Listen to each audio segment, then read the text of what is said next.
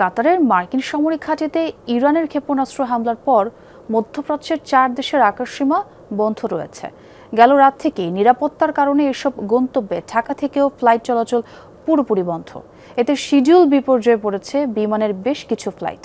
বিদেশগামী যাত্রীরা পড়েছেন চরম ভোগান্তিতে। শ্রীলঙ্কা আবারও রপ্তানিতে শীর্ষে।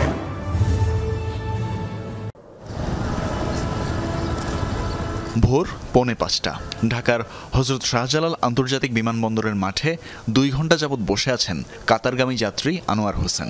সকাল 10:30টায় ফ্লাইটের সময় থাকলেও কখন ছাড়বে বিমান জানেন না তিনি। ফলে যাত্রা এবং চাকরি সব নিয়েই শঙ্কায় প্রবাসী এই কর্মী। মিডল ইস্টে হামলা হলো মাঝরাতে, আমেরিকান বেজ দোহাতে একটা বেজ আছে, ওইখানে হামলা হয়েছে। হামলা হওয়ার কারণে সাডেনলি এয়ারওয়েজ কাতার এয়ারওয়েজ সমস্ত ফ্লাইট ক্যান্সেল করে দিছে। এখন আবার কবে রিশিডিউল পাবো এই সম্পর্কে কিছুই বলতে পারছি না। ভীষণ অনিশ্চয়তার মুখে আছি। এটা লম্বা সময় পড়বে এবং আমার জব মনে হয় কোম্পানি আমার টার্মিনেট করে দেবে যদি আমি আগামীকাল জয়েন না করতে পারি। আনোয়ারের মতো অনিশ্চয়তায় মধ্যপ্রাচ্যগামী আরও অনেকে। নির্ধারিত সময়ের আগেই বিমানবন্দরে এলেও জানেন না কখন ছাড়বে তাদের ফ্লাইট। সকাল 8:10 আপনার ফার্স্ট ডুববার লাগিয়া সব বন্ধ।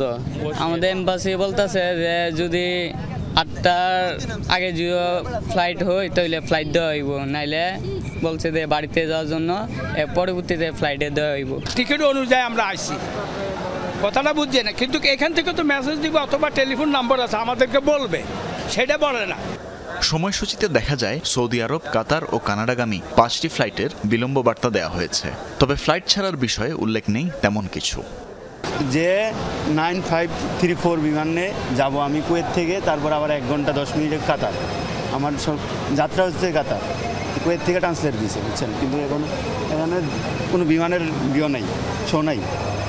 এম্বাসিতে জানার চেষ্টা করছে, টিকিটের যে নাম্বার ওই দেশের নাম্বার যোগাযোগ করার ব্যবস্থা করেছি, কোনো কেউ রিসিভ করে না। অনেকেরই ভিসা শেষের দিকে থাকে, তারা আসলে অনেক সমস্যায় পড়বে। তাদের ভিসা অনেক সময় ক্যান্সেল হয়ে যায় বা টিকিট বাতিল হলে তো যাদের টাইম শেষ হয়ে যায় তাদের জন্য এটা অনেক সমস্যা।